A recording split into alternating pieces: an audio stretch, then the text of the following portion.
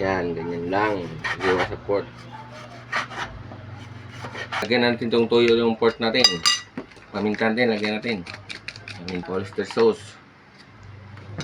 Lagyan natin salt. Lagyan natin sa sesame. Pampalasa natin season. Harina, lagyan natin yan. Haluin lang natin ito.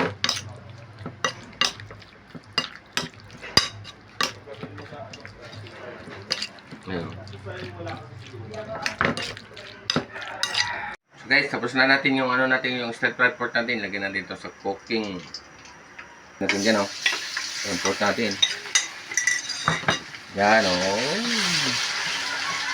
Kadali lang itong gagawin natin.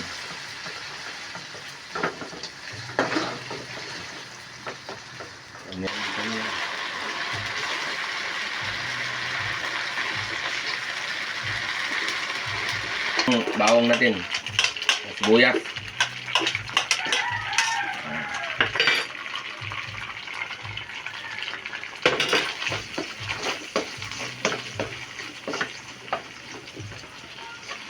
Isa na natin yan. Balik na natin itong pork. Natin itong bell pepper natin. Kayong sili natin. Lagyan natin ng oyster sauce. Lagyan natin ng kuting toyo.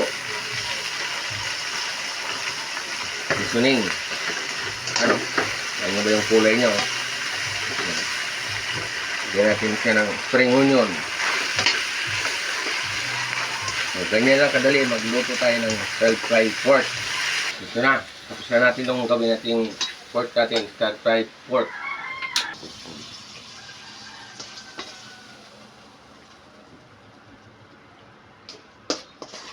Sarap, oh. Ay, sobrang yummy yan, oh. Tadaan! So guys, luto na yung pork stir fry natin. So ito, kita nyo naman, oh. Napakadali lang natin ginawa. Sobrang sarap itong natin.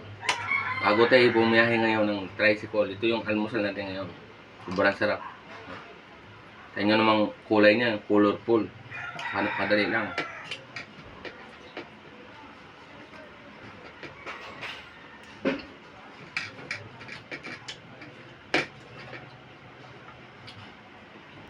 Sarap lang hibla ng yung pork natin. Dito lang pag-iwa nyo, naapat.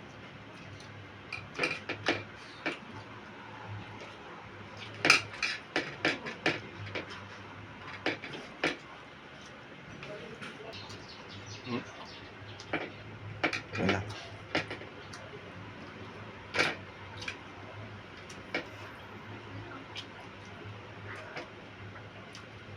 Yun guys, sobrang easy lang ginawa natin yung pork natin. Saka, yan, ang mura lang bili ko dyan. Halagang 100 lang yun, yung karne. Pero so, huwag nyo kalimutan, mag-follow sa ating page. Mag-road na tayo. So, 60k followers tayo. So, maraming salamat. Saka shout out sa aking mga lahat ng mga solid followers. Saka sa mga tricycle driver. Bye-bye na guys.